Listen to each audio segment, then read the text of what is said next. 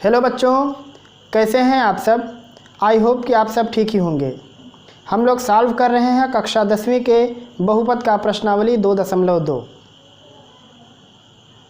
आपका जो सबसे बड़ा प्रश्न था कि सर किस किताब से प्रश्न सॉल्व किए जा रहे हैं या किस किताब से प्रश्न पढ़ने पर ज़्यादा बोर्ड में अंक आ सकते हैं या कौन सी किताब ज़्यादा बेहतर है। तो अलग अलग जगहों पर अलग अलग लेखकों की किताब चलती है। किसी विद्यालय में दूसरे लेखक की किताब पढ़ाई जाती है, किसी विद्यालय में दूसरे लेखक की किताब पढ़ाई जाती है। कहीं पे गवर्नमेंटेड किताब रहती है, कहीं पे प्राइवेट किताब रहती है। तो हमने क्या किया है, हमने जो बहुत ही महत्वपूर्ण लेखक हैं, जिनकी किताबें प्रसिद्ध हैं, जिनके किताबों में अच्छे अच्छे प्रश्न हैं, हमने कई लेखकों के प्रश्नों को क्रमानुसार प्रश्नावली में सम्मिलित किया है और फिर उन प्रश्नों को भी सम्मिलित कर दिया है जो कि बोर्ड परीक्षा में आते हैं उस चैप्टर से संबंधित। तो हमने जिन लेखकों के प्रश्नों को सम्मिलित किया है उनमें से प्रमुख हैं R D. Sharma, R S. Agrawal, doctor Manohar Ray. और फिर जो आपका NCERT एग्जाम्पलर का जो बेस्ट क्वेश्चन है, हम उसको भी शामिल किए हुए हैं। और हर एक चैप्टर में जितने भी इन लेखकों ने महत्वपूर्ण प्रश्न डाले हैं, सभी के महत्वपूर्ण प्रश्नों को चैप्टर वाइज हम लोग सॉल्व करेंगे। तो फिर अब आपको कहीं और भटकने की ज़रूरत नहीं है, ना तो अब आपके दिमाग में किसी प्रकार की चिंता रहनी चाहिए कि सर हम इनका किताब पढ़ रहे हैं तो इनके किताब का प्रश्न कैसे लगाएंगे। हर एक लेखक के किताबों में जो भी महत्वपूर्ण प्रश्न हैं, सभी के महत्वपूर्ण प्रश्नों को संग्रह किया गया है और उसके बाद यहाँ लगाया जा रहा है।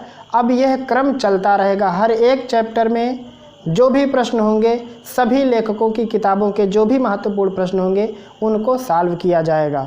तो इसलिए आप निश्चिंत रहिए, बिंदास रहिए। जो भी प्रश्न यहाँ लिखे जा रहे हैं, अगर आपके किताब में नहीं है तो उन प्रश्नों को लिख लीजिए, उनको सॉल्व कीजिए। मैं उम्मीद करता हूँ कि आपके अंक बेहतर से बेहतर आएंगे, आपकी उन्नति पहले से कई गुना ज़्यादा बेहतर होगी।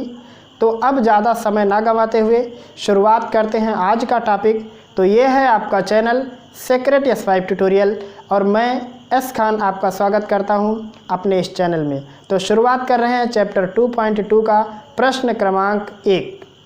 पहला प्रश्न है, विभाजन एल्गोरिथम का प्रयोग करके निम्न में Px को Gx से भाग देने पर भागफल तथा शेषफल ज्ञात कीजिए।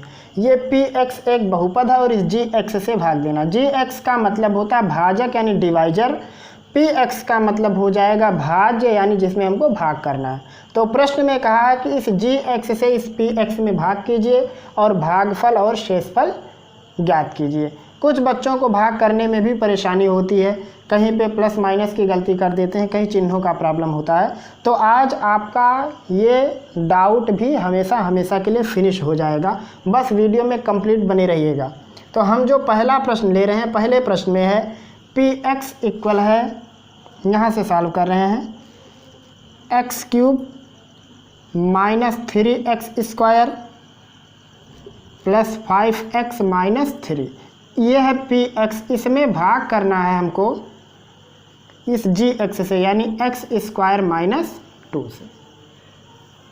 अब देखिए भाग कैसे करना है, हम आपको एक सिंपल तरीका बताते हैं, फिर आपको कभी भटकने की ज़रूरत नहीं पड़ेगी। वो तरीका क्या है कि जिसमें भाग करना है उसका पहला वाला टर्म उठा लो चिन्ह सहित, और जिससे भाग करना है उसका एक टर्म उठा लो। तो यहाँ पहला टर्म है कितना, x³, इसका पहला टर्म है x²।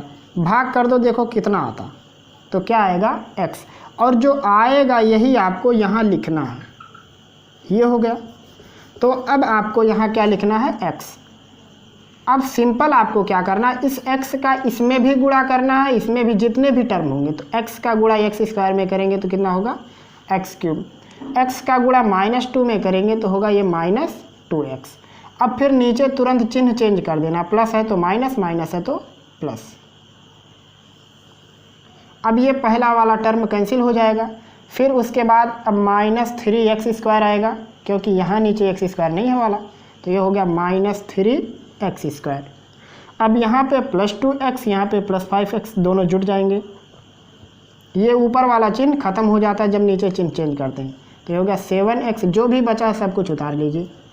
अब फिर क्या करना, इसका पहला टर्म कितना है -3x², इसका पहला टर्म कितना है x², x² से x² कैंसिल हो जाएगा, कितना बचेगा -3। तो अब यहाँ क्या लेना है हमको -3, बस ऐसे एक एक टर्म उठाते जाए और चेक करते जाइए। तो जब -3 का गुणा x² में करेंगे तो आएगा -3x², -3 का गुणा -2 में करेंगे तो आएगा +6। फिर से चिन्ह चेंज कर देंगे, माइनस का प्लस, प्लस का माइनस, ये दोनों कैंसिल हो जाएंगे, बचेगा यहाँ 7x, 6 और 3 दोनों जुट जाएगा तो ये कितना होगा 9। और जब शेषफल की घात भाजक की घात से कम हो जाए, यानी रिमाइंडर का पावर डिवाइजर की पावर से कम हो जाए तो भाग करना बंद कर दीजिए। अब यहाँ पे पावर 1 है और यहाँ पे पावर 2, तो अब भाग करना बंद कर देंगे। तो ये जो नीचे है ये हो जाएगा शेषफल और ये हो जाएगा भागफल। तो ये हो गया भागफल और ये हो गया शेषफल। तो मेरे ख्याल से आपको यह प्रश्न समझ में आ गया होगा। अब हम लोग लगाते हैं प्रश्न नंबर 2। दूसरा प्रश्न, x⁴, पहले यहाँ लिख लें इसको, x⁴ -3x² + 4x + 5, इसमें भाग करना है x² + 1 - x। तो इसको हम लोग अवरोही क्रम में लिखते हैं, पहले 2 की पावर, फिर 1 की पावर, फिर जिसमें नहीं है वो लिखेंगे। तो पहले यहाँ लिखा जाएगा x², फिर लिखा जाएगा -x, फिर लिखा जाएगा 1। आपको ऐसे सेट कर देना इसको। फिर वही काम, इसका पहला टर्म, इसका पहला टर्म, तो वहाँ है x⁴, यहाँ पे है x², डिवाइड कर देंगे तो आएगा x²। तो यही चीज़ यहाँ पे रहेगा x²। अब x² का गुणा x² में करेंगे तो x⁴, x² का गुणा -x में करेंगे तो आएगा -x³, x² का गुणा 1 में करेंगे तो x², चिन्ह चेंज करेंगे, माइनस प्लस माइनस, ये टर्म कैंसिल हो गया, प्लस x³ बचेगा क्योंकि यहाँ x³ ऊपर नहीं है, यानी x³ हो गया। x² वाला माइनस और माइनस ये दोनों जुट जाएंगे तो होगा ये -4x²। फिर यहाँ क्या बचा, +4x और +5। अब यहाँ आया x³, यहाँ है x², तो पहले x³ में x² से भाग कर लो, कितना बचेगा x। तो यहाँ क्या लिखेंगे हम लोग x, जो भी बचेगा उसको लिखना है, x का गुणा x² में x³, x का गुणा -x में -x², x का गुणा 1 में x, माइनस प्लस माइनस, चिन्ह चेंज, ये कैंसिल हो गया पहला वाला। अब ये प्लस और ये माइनस तो घट जाएगा, तो -4 में से 1 घटेगा तो आएगा -3x², चिन्ह बड़ी अंक का लेना है। फिर उसके बाद ये माइनस ये प्लस ये भी घट जाएगा, तो 4 में से 1 घटाएंगे तो 3 आएगा, इसका चिन्ह प्लस है तो प्लस लिया जाएगा, +5। अब यहाँ -3x² और यहाँ पे है x², ये कैंसिल होके बचेगा -3, तो अब की बार यहाँ क्या रहेगा -3। अब -3 से x² में गुणा कराएंगे तो आएगा -3x², -3 से -x में करेंगे तो होगा ये +3x, -3 से +1 में करेंगे तो आएगा -3, चिन्ह चेंज, प्लस माइनस प्लस, ये कैंसिल हो जाएगा, -3x + 3x और ये जुड़ जाएगा 5 और 3 8। तो ये हो गया शेषफल और ये हो गया भागफल। तो मेरे ख्याल से आपको ये भी प्रश्न समझ में आया होगा।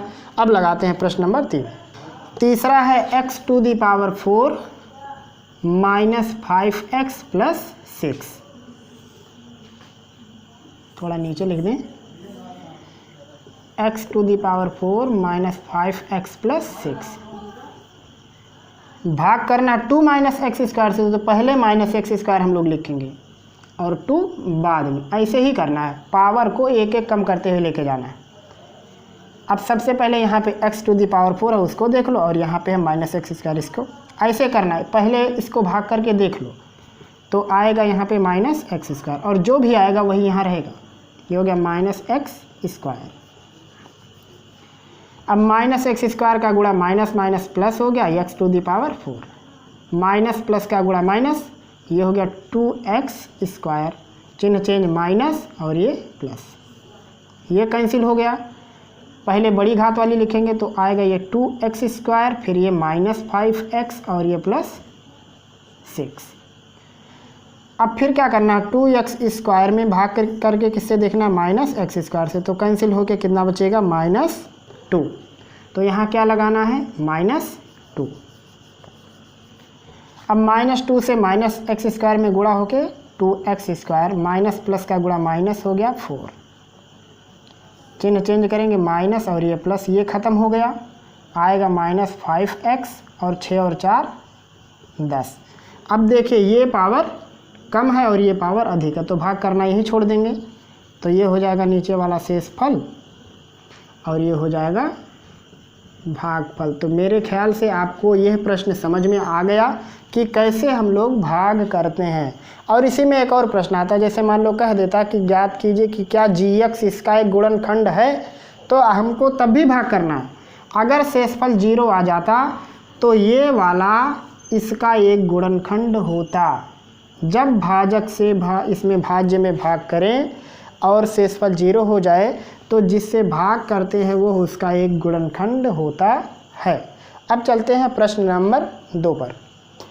दूसरा प्रश्न है, पहले बहुपद से दूसरे बहुपद में भाग करके जांच कीजिए कि क्या प्रथम बहुपद द्वितीय बहुपद का एक गुणनखंड है।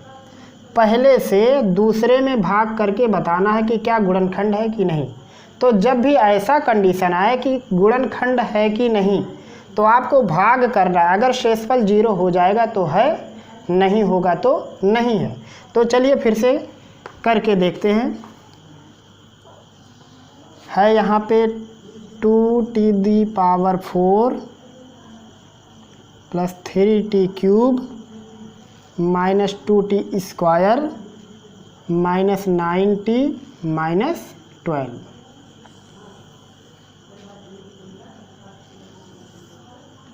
भाग करना है किससे, t² माइनस 3। तो फिर से वही पैटर्न अपनाओ, पहले वाले से पहले भाग कर लो। तो t² से t⁴ कटेगा तो t² आ गया और यहाँ पे आ गया है 2, तो कितना आएगा 2t², तो वो यहाँ रहेगा। अब इससे इसमें गुणा करेंगे तो वही चीज़ आ जाएगा जो पहले था, और यहाँ गुणा करेंगे तो 2 तियाँ 6t², चिन्ह चेंज, प्लस का माइनस, माइनस का प्लस, ये पूरा पार्ट कैंसिल हो जाएगा। पहले बड़ी घात लिखना है यानी 3t³, यहाँ पे प्लस यहाँ पे माइनस घट जाएगा, 6 में से 2 जाएगा 4, चिन्ह प्लस ही रहेगा और सब उतार लेंगे। अब यहाँ पे है 3t³ और यहाँ पे है t², पहला वाला ले लो, तो t² से t³ काटेंगे, एक t आएगा, यहाँ कितना बचेगा 3। तो यहाँ क्या लिखना है हमको, प्लस 3t। 3t से t² में गुणा करेंगे तो आएगा 3t³। 3t से इसमें गुणा करेंगे तो 3 तियाँ 9, 9t माइनस और ये प्लस, ये कैंसिल हो गया। अब आएगा 4t² और plus 9t minus 9t cancel, आएगा यहाँ पे -12। अब यहाँ t² है, यहाँ भी t² है, तो बचा कौन 4, तो यहाँ क्या लिख देंगे 4। 4 का गुणा t² में तो 4t², 4 का गुणा 3 में करेंगे तो -12 आएगा, क्योंकि यहाँ माइनस है, माइनस और ये प्लस, तो ये पूरा पार्ट कैंसिल होके क्या बचेगा नीचे 0। तो यहाँ लिखेंगे इसलिए t² माइनस 3 इस पूरे का एक गुणनखंड है। लिख ले जाएंगे आप, ऐसा लिखना है आपको कि अतः t² minus 3 2t⁴ plus 3t³ minus 2t² minus 9t minus 12 का एक गुणनखंड है। अगर ये 0 नहीं होता तो गुणनखंड नहीं था। अब लगाते हैं दूसरा प्रश्न। दूसरा है 3x⁴ plus 5x³ minus 7x² plus 2x plus 2। भाग करना है पहले वाले से, तो पहला x² प्लस 3x प्लस 1। यहाँ कितना रहेगा वो चेक करने के लिए पहले लिख लो 3x⁴ और ये पहला वाला इसका, तो x² से x⁴ कटेगा तो x² आएगा और यहाँ आगे आएगा 3। तो यहाँ क्या लिखना है आपको 3x²। ऐसे ही करना है, पहले से भाग कर लो, जो आएगा वही वहाँ ऊपर लिख देना। 3x² का गुणा इसमें करेंगे तो वही चीज़ आ जाएगा। 3x² का गुणा इसमें करेंगे तो 3 3 9, 1 घात और 2 घात 3 हो गया। 3x² का गुणा 1 में करेंगे तो आएगा 3x²। चिन्ह चेंज, माइनस माइनस माइनस, ये पूरा पार्ट कैंसिल हो जाएगा, सेम है। फिर 9 में से 5 जाएगा 4, क्योंकि 9 का चिन्ह माइनस है तो माइनस रहेगा। 4x3, ये माइनस प्लस माइनस माइनस जुट जाएगा, 7 3 10 x²। फिर जो बचा उसको उतार लो, 2x + 2। अब यहाँ -4x³ है, यहाँ पे x² है, भाग कर दो तो x² से x³ कटेगा, एक x बचेगा और क्या बचेगा -4। तो यहाँ की बार क्या रहेगा -4x। तो इसका इसमें गुणा करेंगे तो पहला वही आ जाएगा -4x³। माइनस प्लस का गुणा माइनस होगा, 4 3 12 होगा और x मिलके x², और फिर 4x का 1 में करेंगे तो -4x। अगर आप नहीं कर पाते तो ऐसा भी कर सकते हो कि -4x का गुणा इस पूरे में करना है, x² + 3x + 1 में। तो एक बार इसमें गुणा करोगे तो -4x³ हो जाएगा, इसमें करोगे तो 4 3 12, x मिलके x², इसमें करोगे तो -4x। तो अगर आप नहीं कर पाते हैं तो ऐसा भी कर लीजिएगा, कहीं भी रफ में।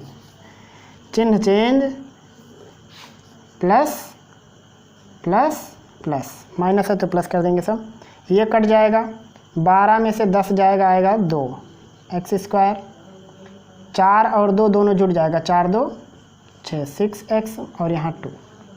अब यहाँ भी x², यहाँ भी ये तो बराबर है, एक्स्ट्रा कौन है 2, तो 2 से गुणा करेंगे तो होगा ये 2x², 2 3 6x + 2, minus minus minus, तो सब कैंसिल हो जाएगा। देखिए सब सेम है तो शेषफल कितना आएगा 0 लिखेंगे। इसलिए x² + 3x + 1 इस पूरे का एक गुणनखंड है। क्यों है? क्योंकि शेषफल क्या आया 0। अब लगाते हैं ये दूसरे का तीसरा खंड। प्रश्न नंबर दूसरे का तीसरा खंड, x⁵ - 4x³ + x² + 3x + 1। इसमें भाग करना है किससे, x² नहीं है सॉरी, x³ - 3x + 1। तो यहाँ 5 का पावर, यहाँ 3 का पावर, तो यहाँ कौन रहेगा 2 का। तो जब इसका इसमें गुणा होगा तो 5 आएगा, x² का गुणा -3x में होगा तो -3x³ होगा, x² का गुणा 1 में होगा तो x²। चिन्ह चेंज, माइनस प्लस माइनस, तुरंत चिन्ह चेंज कर देना तुरंत। ये कैंसिल हो गया, 4 में से 1 घटेगा तो 4 में से 3 घटा के 1 आएगा, तो -x³ हो गया। ये प्लस माइनस गया ख़त्म, यहाँ बचेगा 3x और यहाँ पे 1। अब यहाँ भी x³ यहाँ भी x³ सेम है, बस माइनस का फ़र्क है तो -1 लगा देंगे। या ऐसा कर सकते हो चेक, -x³ में x³ से भाग कर लेना, ये कैंसिल होके आएगा -1, तो वही यहाँ रहेगा, हो गया -x³। -1 का गुणा इसमें करेंगे तो आएगा +3x और माइनस प्लस का गुणा माइनस। चिन्ह चेंज करेंगे, प्लस माइनस प्लस, ये कैंसिल हो जाएगा, ये कैंसिल हो जाएगा, लेकिन ये प्लस प्लस जुड़ जाएगा, 2 आएगा। तो लिखेंगे अतः यह इसका गुणनखंड नहीं है। कब होता? जब ये माइनस रहता तब। लेकिन फिलहाल जो प्रश्न था उस प्रश्न के हिसाब से ये वाला इसका एक गुणनखंड नहीं है। अब बढ़ते हैं प्रश्न संख्या 3 तक। तीसरा प्रश्न है 3x⁴ + 6x³ - 2x² - 10x - 5 के अन्य सभी शून्य ज्ञात कीजिए यदि इसके दो शून्यक √5/3 -√5/3 हैं। तो इसको हम लोग 2 तरीके से लगाएंगे। एक तो वो है जो कि किताबों में मिल जाएगा आपको बड़े आसानी से, और एक है वैकल्पिक तरीका जो कि बहुत ही सिंपल तरीके से इसका आंसर आपको दे देगा। लेकिन उससे पहले एक चीज़ जानिए, जितना पावर होता है, मैक्सिमम पावर बहुपद की जिसे हम लोग घात कहते हैं, जितना पावर होता है उतने शून्यक होते हैं। तो यहाँ इसका कितना पावर है 4, तो कुल कितने x के मान आएंगे 4, लेकिन दिया कितना है 2, तो गायब कितने लोग हैं अभी भी 2। तो आप एक काम कर सकते हो, सबसे पहले इन शून्यकों का क्रम से नाम दे देना। जैसे मान लो 4 लोग हैं तो एक को अल्फ़ा लिख देना, एक को बीटा, एक को गामा और एक को डेल्टा। 4 लोग हो गए। तो इसका क्या मतलब होगा कि x minus alpha, x minus beta, x minus gamma और x माइनस डेल्टा, यह पूरा इस पूरे के बराबर होगा। एकदम जाने रहिएगा एग्जैक्ट। अगर अल्फ़ा बीटा गामा डेल्टा इसके शून्यक है तो यह पूरी वैल्यू इस पूरे के बराबर होगा। एकदम से दिमाग में बात रखिएगा। तो अगर हम लोग यहाँ पे अल्फ़ा को ये लिखें और बीटा को ये लिखें, तो यहाँ पे हम लोग ऐसा लिख सकते हैं कि अल्फ़ा बराबर मान लो है ये 5/3 और बीटा बराबर है -√5/3 और बाकी 2 शून्य किसके गायब हैं, एक गामा गायब है और एक मान लो एक डेल्टा। ये 2 शून्य किसके गायब हैं, तो हम लोग क्या लिखेंगे, इसलिए x minus alpha, x minus beta, x minus gamma और x माइनस डेल्टा, ये किसके बराबर होगा, इस पूरे के, क्योंकि ये भी उसी के शून्यक हैं और इसका भी शून्यक आएगा कुछ, दोनों को हमने एक जैसा ही माना है। तो ये पूरा पार्ट इस पूरे पार्ट के बराबर होगा, यानी 3x⁴ plus 6x³ minus 2x² minus 10x minus 5।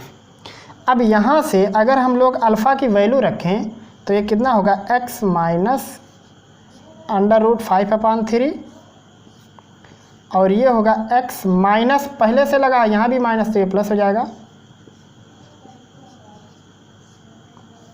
और ये होगा x माइनस गामा और x माइनस डेल्टा। ये भी चीज़ इसी के बराबर होगा। सेम ऐसे ही उतारते जाएंगे। a minus B a plus B तो होता है a² माइनस b², यानी होगा x² और इससे जब स्क्वायर लगाएंगे इस पूरे पे तो करड़ी हो जाएगी गायब, क्योंकि अगर अंडर रूट पे स्क्वायर करते हैं तो अंडर रूट ख़त्म हो जाता है। तो यहाँ कितना बचेगा 5/3। ये होगा x माइनस गामा और x माइनस डेल्टा। अभी भी वही चीज़ यहाँ उतारेंगे। तो यहाँ से मुझे बताओ कि x माइनस गामा और x माइनस डेल्टा किसके बराबर होगा। ये पूरा पार्ट अगर हम लोग यहाँ उतार दें, 3x⁴ plus 6x³ minus 2x² minus 10x minus 5, तो यहाँ भी वही उतारेंगे, 3x⁴ plus 6x³ minus 2x² minus 10x minus 5। तो अगर इस पूरे का गुणा तो इस साइड आके भाग करेगा, तो ये होगा x² माइनस 5/3। इसका क्या मतलब है, अगर इस पूरे में इस पूरे से भाग करें तो वो क्या आना चाहिए, x माइनस गामा और x माइनस डेल्टा। तो अब हम लोग भाग करते हैं। तो यहाँ क्या लिखेंगे, जिसमें भाग करना है वो है हमारा 3x⁴ plus 6x³ minus 2x² minus 10x minus 5। इसमें भाग करना है x² माइनस 5/3 से। अब यहाँ पे है, देखो फिर से बता देता हूँ, अभी तो सिखाए ही थे, 3x⁴ इसका पहला ले लो, इसका पहला ले लो, तो x² से x⁴ कटेगा, x² आएगा और यहाँ 3, तो यहाँ क्या लिखा जाएगा 3x²। तो जब 3x² का इसमें गुणा करेंगे तो होगा ये 3x⁴, इसमें जब करेंगे तो क्या होगा, देखो -5/3 में गुणा करना 3x² से, तो ये कट जाएगा, आएगा -5x²।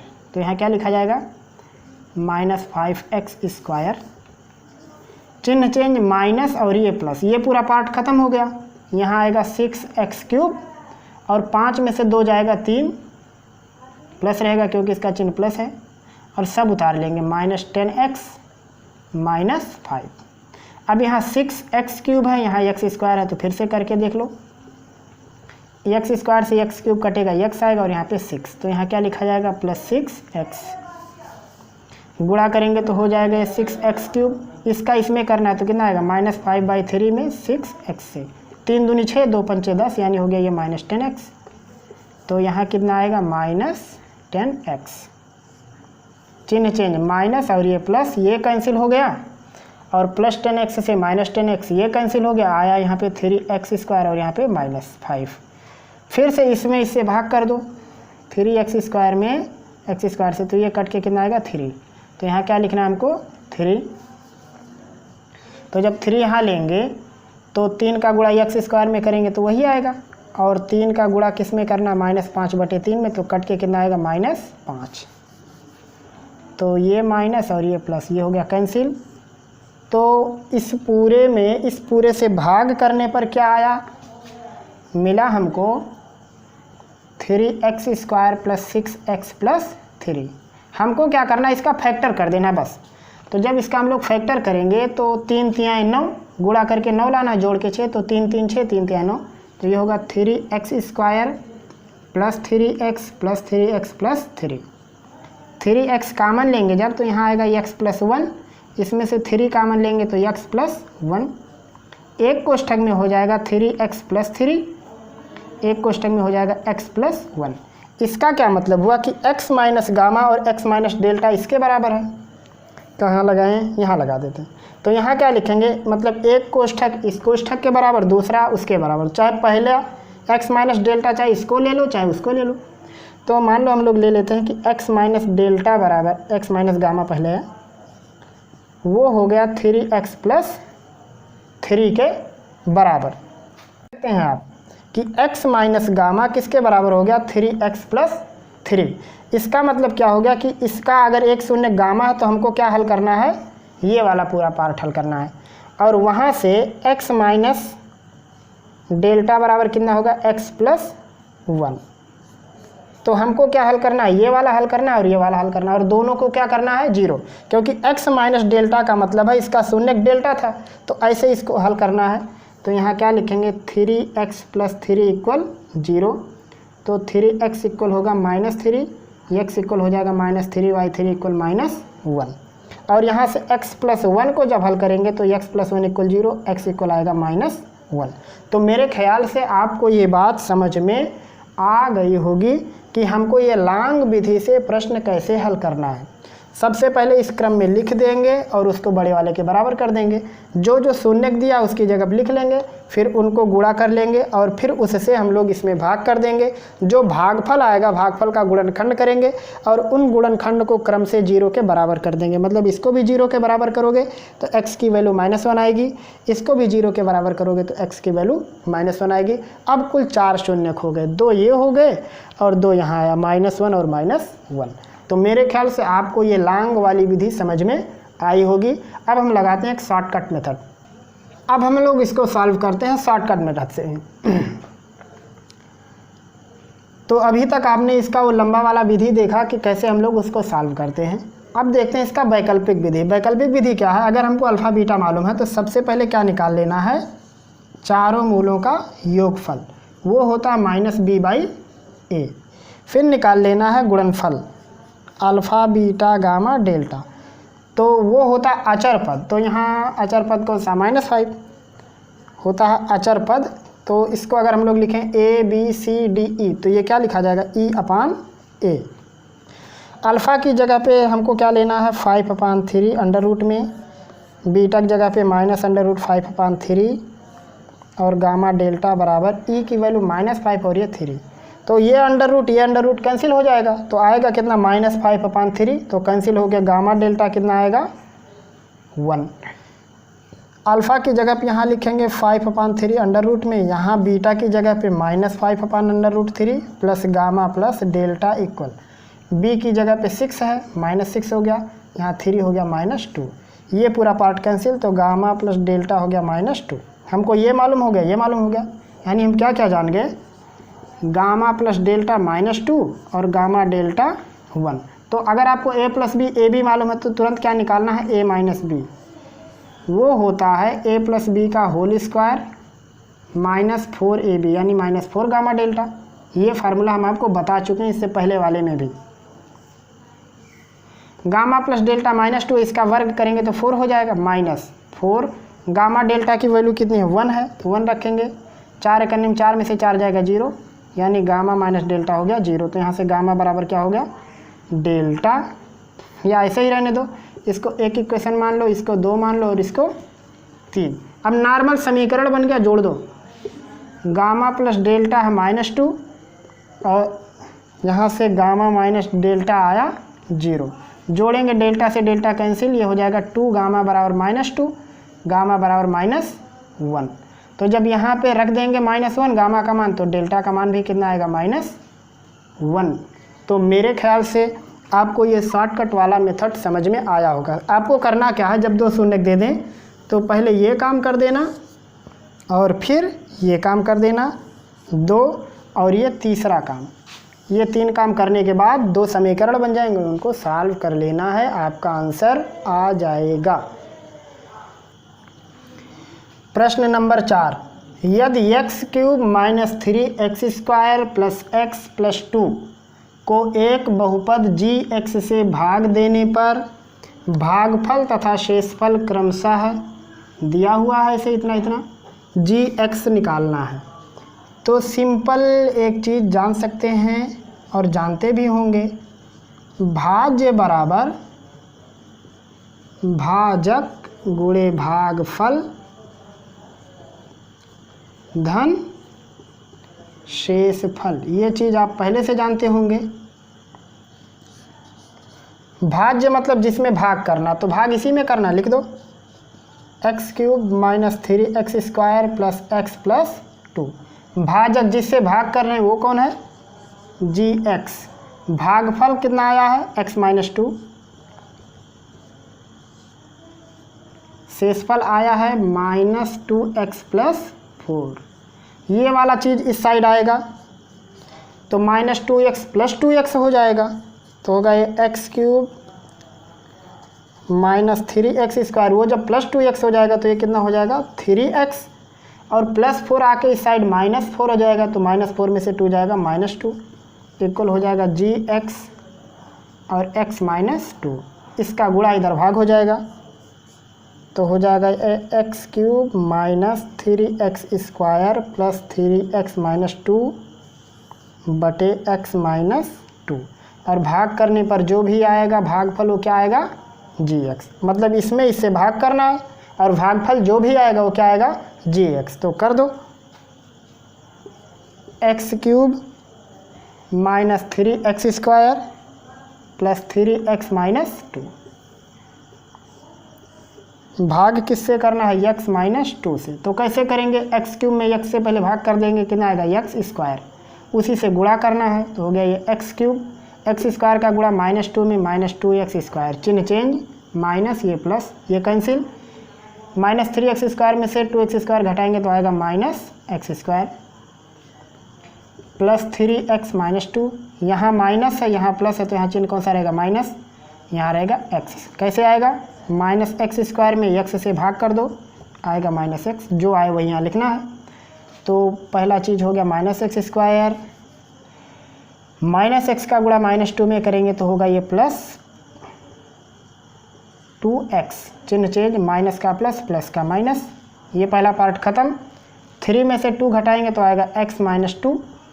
अब यहाँ भी वही चीज़, यहाँ भी वही, तो यहाँ क्या लिखना 1, तो ये हो जाएगा x - 2, माइनस प्लस कैंसिल हो गया, तो जो भागफल आया है वही क्या है हमारा gx। यहाँ क्या लिखेंगे, इसलिए gx बराबर x² - x + 1।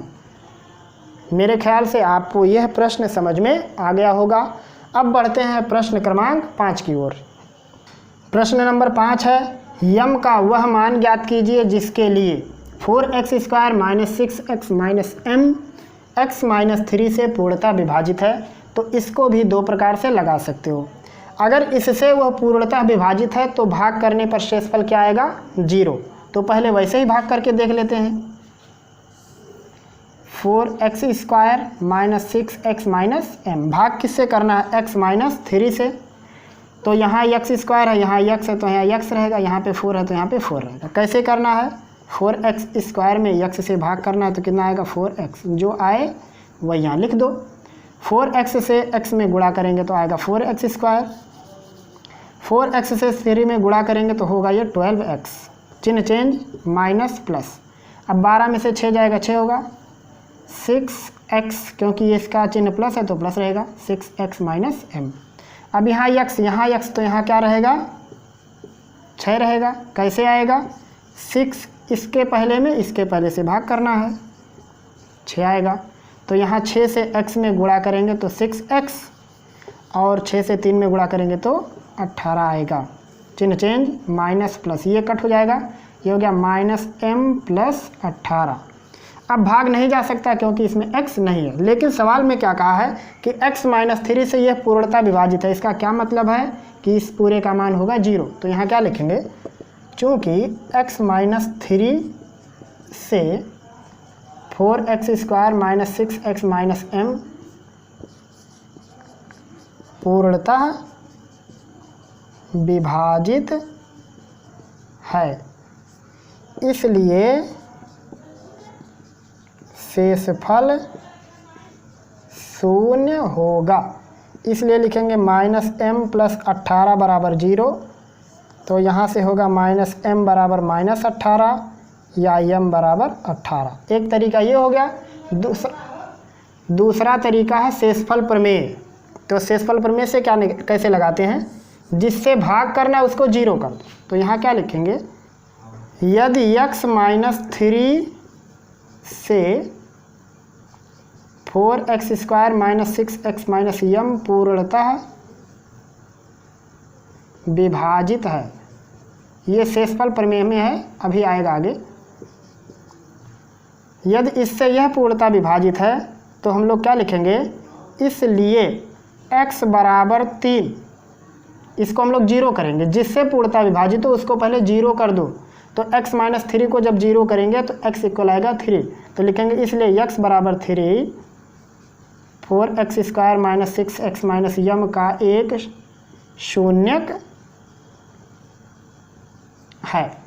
जिससे पूर्णतः विभाजित हो जाए उसको पहले 0 कर दो और वहाँ से x की वैल्यू निकाल लो, वही वैल्यू क्या हो जाएगी, पूरे बहुपद का एक शून्यक। अब अगर ये 3 इसका शून्यक है तो 3 इसमें रखने पर 0 हो जाएगा। तो यहाँ क्या लिखेंगे, इसलिए 4 × 3 का square minus 6 × 3 minus m equal 0। 3 × 9 = 36, 6 × 18 minus m equal 0। 36 में से 18 जाएगा, होगा 18 ऋण m बराबर 0। यहाँ से m बराबर कितना होगा 18। तो आप चाहे इस विधि से लगाओ चाहे इस विधि से लगाओ, जो भी रास्ता आपको आसान लगे आप उससे लगा सकते हो। तो ये थे कुल आज के 5 प्रश्न। अगर अभी हम और लगाते तो फिर वीडियो बहुत बड़ा हो जाता। अभी इसी प्रश्नावली में बहुत ही महत्वपूर्ण प्रश्न है, क्योंकि कई किताबों के प्रश्नों को हम लोग एक एक चैप्टर में हल कर रहे हैं। जैसे मान लो बहुपद के 2.2 में R.D. शर्मा में कोई और प्रश्न है, R.S. अग्रवाल में कोई और प्रश्न है, राजीव में कोई और प्रश्न है, मनोहर जी की किताब में उसी चैप्टर में कोई और प्रश्न है। तो हम लोग हर एक चैप्टर में जो भी मेन प्रश्न हैं सबको इकट्ठा करके उसी चैप्टर नंबर में हम लोग सॉल्व कर रहे हैं। तो धैर्य बनाए रखिए। हो सकता है आपके किताब का प्रश्न अभी ना आया हो या आ गया हो, तो अगर नहीं आया है तो आने वाले पार्ट में आ जाएगा, और अगर आ गया है तो अच्छी बात है। और अगर आप इस चैनल पे बने रहे तो मैं आपको भरोसा दिलाता हूँ कि बोर्ड का एग्ज़ाम आते आते आप वास्तव में गणित में पारंगत हो ही जाएंगे। तो ये था आज का कुल प्रश्न। मेरे ख्याल से आपको सभी प्रश्न समझ में आ गया होगा। अगर आपका आज के प्रश्नों से संबंधित किसी भी प्रकार का कोई प्रश्न, कोई सलाह सुझाव है तो आप कमेंट में ज़रूर हमको बताएंगे। अगर आप तक किसी भी माध्यम से वीडियो पहुंचा और आपने अभी तक सब्सक्राइब नहीं किया है, आपको लगता है कि ये चैनल आपके लिए हितकारी है, तो सब्सक्राइब अवश्य कर लीजिए, अन्य लोगों तक भी पहुंचा दीजिए। फिर मिलेंगे हम जल्द ही अगले वीडियो में। तब तक के लिए खुदा हाफिज़।